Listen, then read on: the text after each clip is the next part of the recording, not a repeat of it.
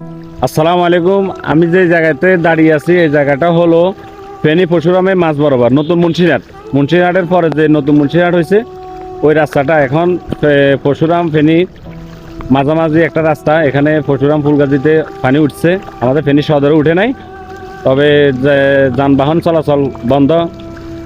তো সবাই ফুলগাজী পরশুরামের জন্য দোয়া করবেন আর আমাদের ফেনী সদরের জন্য দোয়া করবেন। আমাদের ফেনী সদর এখনো আলহামদুলিল্লাহ ভালো আছে।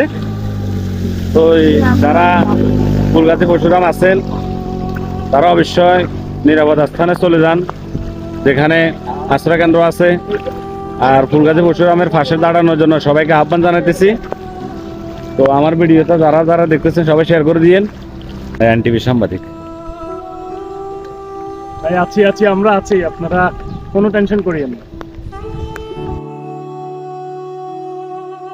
আমি সকালে একটা ভিডিও দিছি, ওই ভিডিওতে বলা আছে যে ফেনী সদর ভালো আছে, ফেনী সদরে পানি উঠে না। ফেনী সদরে 12টা ইউনিয়নের ভিতরে কোথাও পানি উঠে নাই, তবে ফুলগাজী পরশুরামে পানি উঠছে, এটা ওই ভিডিওতে বলা আছে।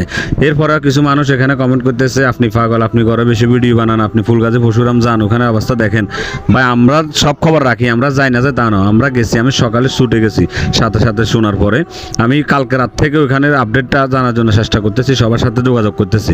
আপনারা শুধু আমাকে মানে ভুল বুঝতেছেন। আপনারা যারা ভুল বুঝছেন দয়া করে ভুল বুঝবেন না। আমি ওইখানে গেছি, ফেনী সদরে 12টা ইউনিয়ন আলহামদুলিল্লাহ ভালো আছে আমার জানা মতো, আমি যতটুকু জানি।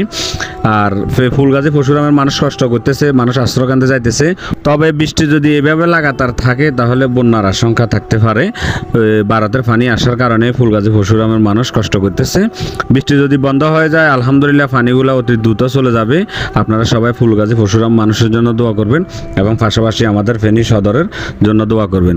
এখানে আবার কিছু মানুষ কমেন্ট করবে আমি ভিউ কামানোর জন্য ওখানে গেছি। না ভাই, আমরা ভিউ কামানোর জন্য কোথাও যাওয়া লাগে না। আমাদেরকে মানুষ অসম্ভব ভালোবাসে, আমরা সব সময় চেষ্টা করি মানুষকে শিক্ষামূলক ভিডিও দেওয়ার জন্য। আমাদেরকে মানুষ এমনিতে সাপোর্ট করে, আমরা কোথাও যাওয়া লাগে না ভিউ কামানোর জন্য। আশা করি বিষয়টা বুঝতে পারছেন। ধন্যবাদ সবাইকে, আর আমার ভিডিওটা শেয়ার করে দিবেন। আসলে আমাকে ভুল বুঝবেন না, আমরা সাথে সাথে সকালে আমি ঘুম থেকে উঠে ওইখানে গেছি, ভিডিও যেটা দিছি ওইটা দেওয়ার পরে আমি গাড়ি নিয়ে ওখানে গেছি, যতটুকু পর্যন্ত যাওয়া সম্ভব হয়েছে ততটুকু পর্যন্ত গেছি। সবাই ভালো থাকবেন, আসসালামু আলাইকুম।